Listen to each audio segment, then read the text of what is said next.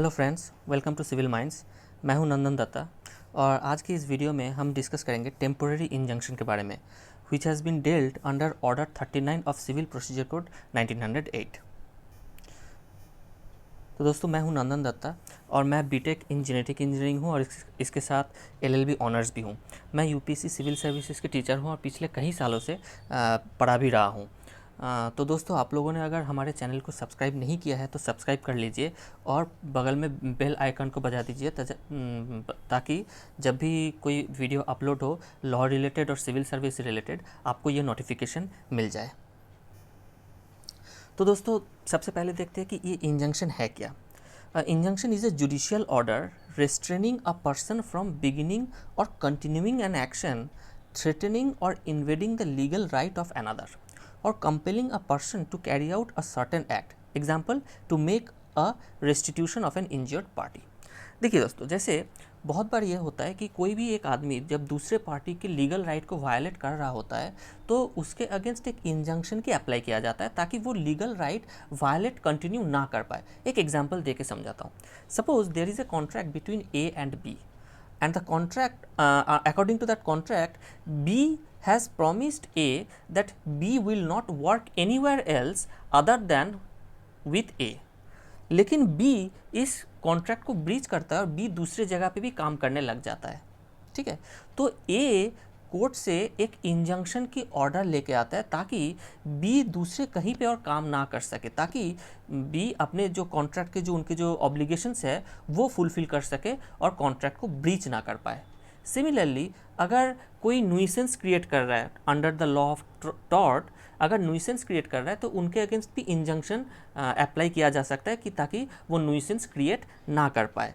तो इंजंक्शन एक आदमी को रिस्ट्रेन करना होता है so that he can not violate the legal right of another person. ठीक है दोस्तों, अब ये इंजंक्शन जो है वो दो टाइप के हैं, टेम्पोररी इंजंक्शन और permanent injunction. Temporary injunction order CPC के ऑर्डर 39 के रूल 1 to 5 में डिस्कस किया गया है। तो टेम्पोररी इंजंक्शन जो है वो है एक इंटरिम ऑर्डर। इससे क्या होता है कि ये एक प्रिलिमिनरी एक इंजंक्शन है। इसमें कोई एक प्रॉपर्टी है, कोई सब्जेक्ट मैटर जो डिस्प्यूट में है, उसके एक स्टेटस को मेंटेन करने के लिए ये टेम्पोररी इंजंक्शन जारी किया जाता है। लेकिन बहुत बार ऐसा होता है कि after the final decree has been passed उसी टेम्पोररी इंजंक्शन को परमानेंट इंजंक्शन पे भी कन्वर्ट किया जा सकता है। तो टेम्पोररी इंजंक्शन एक इंटरिम ऑर्डर है, लेकिन परमानेंट इंजंक्शन अगर है तो वो एक डिक्री है। परमानेंट इंजंक्शन तब जारी किया जाता है तब जब जो वायलेशन ऑफ लीगल राइट है उसको कंप्लीटली स्टॉप करना होता है। ठीक है, तो दोस्तों इस वीडियो में हम टेम्पोररी इंजंक्शन के बारे में डिस्कस करेंगे। तो पूरा जो टेम्पोररी इंजंक्शन है जो ऑर्डर 39 के रूल 1 to 5 में डिस्कस किया गया है वो इस चार्ट में आपको मिल जाएगा। तो जो टेम्पोररी इंजंक्शन है उसको चार हेड में हम डिवाइड कर सकते हैं। The ground on which ground the temporary injunction can be applied for. Principle, temporary injunction grant करने से पहले कोर्ट कौन कौन से प्रिंसिपल को देखता है, कौन कौन से प्रिंसिपल को फॉलो करके टेम्पोररी इंजंक्शन ग्रांट करते हैं। प्रोसीजर, उसके प्रोसीजर क्या है, और ब्रीच, अगर टेम्पोररी इंजंक्शन की जो ऑर्डर है उसको ब्रीच करे या डिसोबीडियंस हो तो उसके कंसिक्वेंस क्या है वो भी हम देखेंगे। तो सबसे पहले देखते हैं ग्राउंड। मेनली ये जो चार ग्राउंड है जो दिखाया गया है नीचे, उसके नीचे ये चार ग्राउंड पे टेम्पोररी इंजंक्शन के लिए अप्लाई किया जा सकता है। पहला है वेस्टेज और एलिनेशन और डैमेज ऑफ प्रॉपर्टी। एक प्रॉपर्टी इज़ अंडर डिस्प्यूट और अगर जो प्लेंटिफ है उसको अगर ये शक रहता है कि ये जो प्रॉपर्टी है जो डिस्प्यूट में है उसको डिस्पोज कर दिया जाएगा या फिर उसको डैमेज कर दिया जाएगा, तो ताकि वो डैमेज ना हो पाए इसलिए वो इंजंक्शन के लिए अप्लाई कर सकता है। दूसरा, ऐसा हो सकता है कि जो डिफेंडेंट है वो अपने क्रेडिटर को डिफ़ॉल्ट करने के लिए, ठीक है, वो जो प्रॉपर्टी है अपने प्रॉपर्टी उसको डिस्पोज कर सकता है या फिर रिमूव कर सकता है। ताकि वो ऐसा ना कर पाए इसलिए भी टेम्पोररी इंजंक्शन जारी किया जा सकता है। तीसरा, dispossess the plaintiff from his legal position और कॉज अदर इंजरी। ठीक है, ये जो पॉइंट है ये 1976 के अमेंडमेंट के थ्रू ऐड किया गया है। और चौथा जो है ब्रीच ऑफ कॉन्ट्रैक्ट, जैसे कि हमने एग्जाम्पल में डिस्कस किया। ठीक है दोस्तों। तो ये जो 4 ग्राउंड है इस पे टेम्पररी इंजंक्शन अप्लाई किया जा सकता है। ये जो 4 ग्राउंड है ये मेनली रूल 1 और 2 में डिस्कस किया गया है। तो अब आते हैं प्रिंसिपल पे, ठीक है। इंजंक्शन, टेम्पोररी इंजंक्शन ग्रांट करने से पहले ये 3 प्रिंसिपल को देखा जाता है, कोर्ट नज़र रखता है। पहला है प्राइमा फेसी केस। कोर्ट को पहले ये दिखना चाहिए कि हाँ एक डिस्प्यूट, सच में एक डिस्प्यूट है, there is a prima facie case. Prima facie का मतलब on the face of it, ठीक है। तो शुरू में देख के ऐसा लग रहा है कि ये कोई होक्स नहीं है, कोई मैलिशियस प्रोसिक्यूशन नहीं है, मैलिशियस केस नहीं है, एक सच में एक डिस्प्यूट है, ठीक है।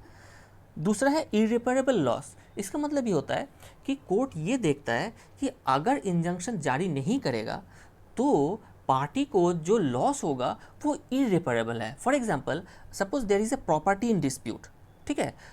एक प्रॉपर्टी है जिसपे ए क्लेम कर रहा है कि प्रॉपर्टी उसका है, ए का है, बी क्लेम कर रहा है कि प्रॉपर्टी बी का है, but right now the property is under the position of B, ठीक है। अब ए ने बी के अगेंस्ट एक सूट फाइल करता है और बी उधर प्लान करता है कि प्रॉपर्टी बेच देगा, ठीक है। तो अगर बी सच में बेच देता है तो सूट फाइनलाइज होने के बाद, डिक्री मिलने के बाद भी ए अपना डिक्री एग्जीक्यूट नहीं कर पाएगा अगर वो डिक्री ए के फेवर में जाता है तो, ठीक है। तो वो प्रॉपर्टी डिस्पोज ना होना यहाँ पे ज़्यादा इंपॉर्टेंट है जब तक ना केस सॉल्व हो जाए, हाँ, केस पूरी तरह से डिस्पोज हो जाए। तो ये अगर हो जाता है तो A will suffer an irreparable loss. So any party may suffer an irreparable loss जिसके ग्राउंड पे इंजंक्शन जारी किया जाता है। और तीसरा देखा जाता है बैलेंस ऑफ कन्वीनियंस। एक्चुअली कहा तो जाता है बैलेंस ऑफ कन्वीनियंस, लेकिन एक्चुअली है ये बैलेंस ऑफ इनकन्वीनियंस। यहाँ पे ये देखा जाता है कि सपोज ए के फेवर में इंजंक्शन जारी किया जा रहा है तो मतलब बी के अगेंस्ट में इंजंक्शन जारी किया जाता है। तो अब ये कोर्ट देखता है कि बैलेंस ऑफ कन्वीनियंस देखता है कि अगर इंजंक्शन जारी करता है तो ए को जितना कन्वीनियंस होगा और बी को जितना इनकन्वीनियंस होगा, दोनों को वेट करके देखेंगे कि कौन सा ज़्यादा भारी है, ठीक है। अगर बी के इनकन्वीनियंस ए के कन्वीनियंस से बहुत ज़्यादा है तो फिर हो सकता है टेम्पररी इंजंक्शन जारी ना किया जाए। लेकिन ए के कन्वीनियंस और बी के इनकन्वीनियंस, ठीक है, अगर मोटा मोटी ठीक लेवल पे है, रीजनेबल लेवल पे है, तो फिर इंजंक्शन जारी किया जाता है, ठीक है। तो ये तीन प्रिंसिपल है जो हमेशा देखा जाता है इंजंक्शन ग्रांट करने से पहले। अब आते हैं हम प्रोसीजर पे। तो पहले एक सूट फाइल करना होता है और उसके बाद इंजंक्शन के लिए अप्लाई किया जाता है। Remember friends, without a suit, without a civil proceeding, injunction cannot be applied for। सिर्फ इंजंक्शन की अप्लाई नहीं किया जा सकता है, पहले एक सूट होना चाहिए, ठीक है। तो सूट पहले फाइल किया जाता है, उसके बाद एक इंजंक्शन के लिए अप्लाई किया जाता है। अब जब अप्लाई किया जाता है तो दूसरे पार्टी को नोटिस भेजा जाता है। ऐसा क्यों? क्योंकि यहाँ पे एक natural, there is a principle of natural justice जो कहता है ऑडी ऑल्टरम पार्टम, मतलब you should always hear the other side. तो कोई भी ऑर्डर जारी करने से पहले दोनों पार्टी को सुनना ज़रूरी होता है, तो नोटिस जारी किया जाता है। लेकिन बहुत बार ऐसा हो सकता है कि if there is a certain requirement तो बिना नोटिस भेजे भी उसके पहले भी ग्रांट कर दिया जाता है। लेकिन अगर ऐसा किया जाता है तो within few days, within 7 days जो दूसरे पार्टी है उसको नोटिस भेजना ज़रूरी है, जो प्लेंटिफ की जिम्मेदारी है, ठीक है। तो दूसरे पार्टी को नोटिस भेजा जाता है और दूसरे पार्टी अपीयर होते हैं और फिर उसके बाद उस ऑर्डर के बारे में सुनवाई होता है, जहाँ पे कोर्ट दोनों के बारे में दोनों को सुनते हैं और उसके बाद उस जो इंजंक्शन उन्होंने जारी किया है उसको वैरी भी कर सकता है, उसको रिटेन भी कर सकता है और उसको डिस्चार्ज भी कर सकता है। ये कोर्ट के डिस्क्रिशनरी पावर के ऊपर डिपेंड करता है। यहाँ पे कोर्ट देखता है, वही सारे प्रिंसिपल और ग्राउंड चेक करता है कि वो सारे ग्राउंड और प्रिंसिपल फॉलो हो रहा है कि नहीं, ठीक है। और ये जो प्रोसीडिंग्स है ये according to CPC within 30 days ये फुलफिल करना ज़रूरी है, ठीक है दोस्तों। और इंजंक्शन जारी हो जाने के बाद भी कोर्ट के पास इतना पावर है कि वो कोर्ट उस इंजंक्शन को सेट असाइड कर सकता है, उसको वैरी कर सकता है या डिस्चार्ज कर सकता है। कोर्ट के पास ये पावर है। हालांकि बहुत जल्दी ऐसे नहीं किया जाता है, लेकिन if there is a change of circumstances, ठीक है, तो कोर्ट हमेशा ये इसके बारे में सोचता है। कोर्ट का काम ही होता है कि जस्टिस प्रोवाइड करना, तो कोर्ट को अगर लगता है सही तो वो ऐसा कर सकता है। ऐसा भी केस हो सकता है कि जिस पार्टी के फेवर में इंजंक्शन मिला वो कोर्ट को मिसरिप्रेजेंट किया था या फिर फ्रॉडुलेंटली ये ऑर्डर कोर्ट से निकाला था, तो ये भी अगर प्रूव हो जाए तो भी कोर्ट उसको सेट असाइड कर सकता है और जो डिफ़ॉल्टिंग पार्टी है उसके ऊपर कॉस्ट इम्पोज कर सकता है, फाइन इम्पोज कर सकता है। ठीक है दोस्तों, तो ये रहा प्रोसीजर।